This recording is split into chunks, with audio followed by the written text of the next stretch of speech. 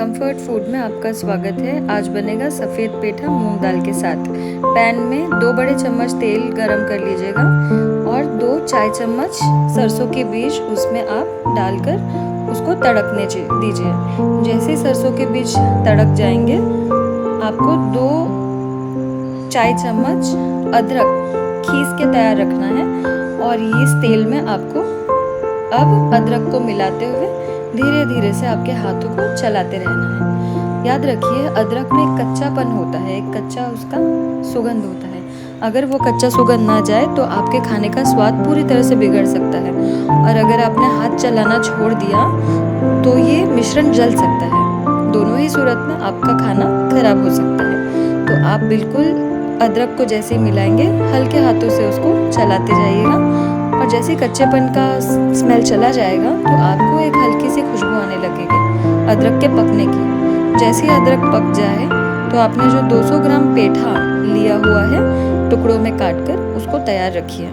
अदरक के पूरी तरह से पकते ही आपने 200 ग्राम पेठा तैयार रखकर बिल्कुल इसमें मिलाना है दोस्तों।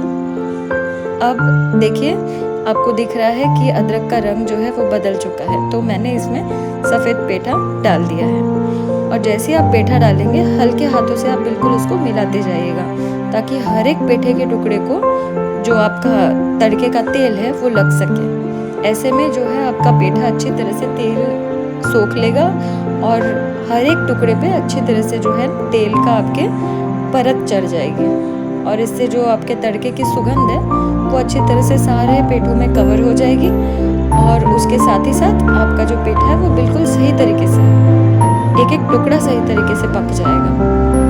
और दोस्तों, आप जैसे कि जानते हैं कि सफ़ेद पेठा बहुत ही लाभदायक है। ये आपके स्किन के लिए, आँखों के हेल्थ के लिए, आपके बालों के हेल्थ के लिए, आपके हार्ट के लिए, आपके खून को शुद्ध करने के लिए एवं आपका पेट साफ करने के लिए बहुत ही तरीके से उपकारी और गुणकारी सब्जी है। और ये आपको जब भी मार्केट में दिखे आपने ज़रूर ही इसको ख़रीदना है और इसके तरह तरह के व्यंजन आपने बनाना है। उनमें से एक तो हम आपको आज बता रहे हैं, ये बंगाली व्यंजन है। ये बंगाली जो है ये इसको बनाते हैं, ये दाल जो है।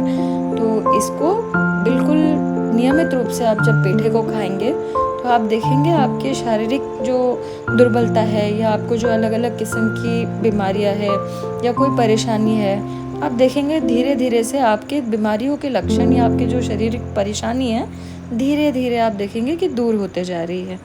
तो ये पेठा बहुत ही गुणकारी एक सब्ज़ी है दोस्तों, तो ये आपने बिल्कुल खानी है। अब मैं इसमें 1.5 चम्मच नमक मिला रही हूँ। जैसे कि आप देख पा रहे हैं, पेठे को अच्छी तरीके से तड़के के तेल में कोट करने के बाद 1.5 चम्मच नमक इसमें मैंने ऐड किया हुआ है। और अब देखिए, 1 चम्मच पहले डाल चुके हैं, आधा चम्मच अब वापस से डाल दिया हुआ है। ठीक है दोस्तों, अब इसके अंदर मैं 1 चम्मच शक्कर भी ऐड करने वाली हूँ। शक्कर और नमक का बैलेंस जो है ना दोस्तों, इसको इलेक्ट्रोलाइट कहा गया है। तो जब खाने में आप शक्कर और नमक को डालते हैं तो आप एक इलेक्ट्रोलाइट का जो भी एक बैलेंस है आपके खाने में ले आते हैं। देखिए, 1 चाय चम्मच शक्कर डाली हुई है इसमें मैंने। अब जो है नमक शक्कर डालकर आपको अच्छी तरह से इस पेठे के मिश्रण को दोबारा से अच्छी तरह से मिक्स कर लेना है ताकि जो भी आपका नमक और शक्कर है वो अच्छी तरह से कोट कर जाए। और दोस्तों, नमक और शक्कर का मिश्रण आपके खाने को स्वादिष्ट भी बनाएगा और आपके खाने को पाचन भी आसान कर देगा। अब दोस्तों, ढक्कन लगा दीजिएगा ये जो मिश्रण है और इसको 5 मिनट तक आप मध्यम आंच में पका लीजिए। 5 मिनट पकने के बाद आप ढक्कन को खोलेंगे, अच्छी तरह से इस मिश्रण को दोबारा से एक बार मिला लेंगे हल्के हाथों से चलाते हुए ताकि जो पेठे का पानी छूटा हुआ है और जो निचला जो पीसेस है जो पैन के तले में लगा है वो ऊपर आ सके। और इस तरह से आप जब मिलाएंगे तो सारे मिश्रण अच्छी तरह से पैन को लगकर पक जाएगा। अब 5 मिनट आपने पैन ढककर पहले पकाई थी, अब दोबारा से पैन का ढक्कन खोलिए, अच्छी तरह से आप मिक्स कर लीजिएगा पूरे मिश्रण को और दोबारा से आप इसको जब पूरा मिश्रण आपका आप देखेंगे कि मिक्स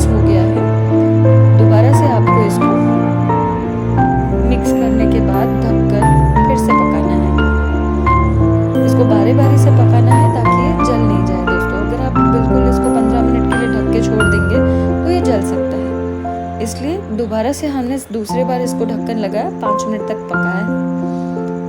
तो 10 मिनट हम इसको पका चुके हैं। 5 मिनट पहले ढक्कन लगा के फिर मिलाया हमने, फिर ढक्कन लगाया, फिर ढक्कन खोल के अब दोबारा से इसको 5 मिनट के लिए पकाने के बाद हम दोबारा इसको मिला रहे हैं मिश्रण को। तो पूरी तरह से 10 मिनट पक चुका है। अब इस तरह आपको हर एक टुकड़े को, 2-3 टुकड़े को जो है पेठे के, आपको काट काट के चेक करना है कि क्या ये सारा पक गया है।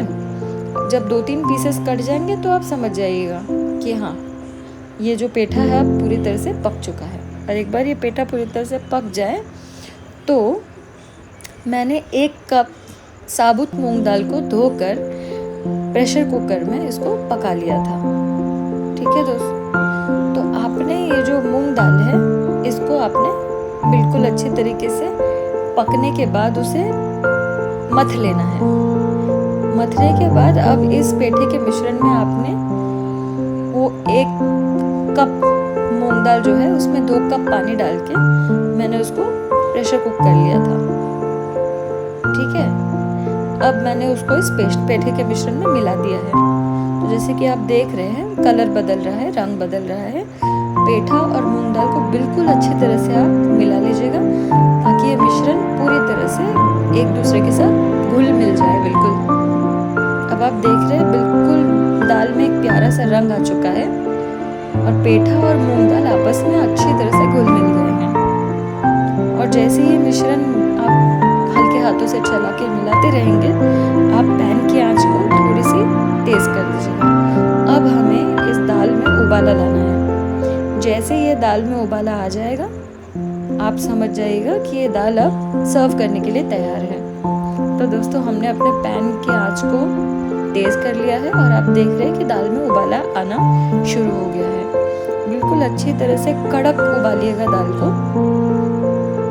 जैसे ये दाल अच्छी तरह से उबल जाए उसमें हम 1 चम्मच घी डालेंगे, बड़ी चम्मच, और घी डालकर हमने उसको अच्छी तरह से पका लेना है।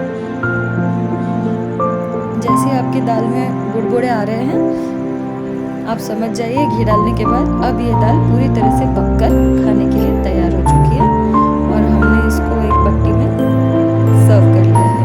इसको आप चावल के साथ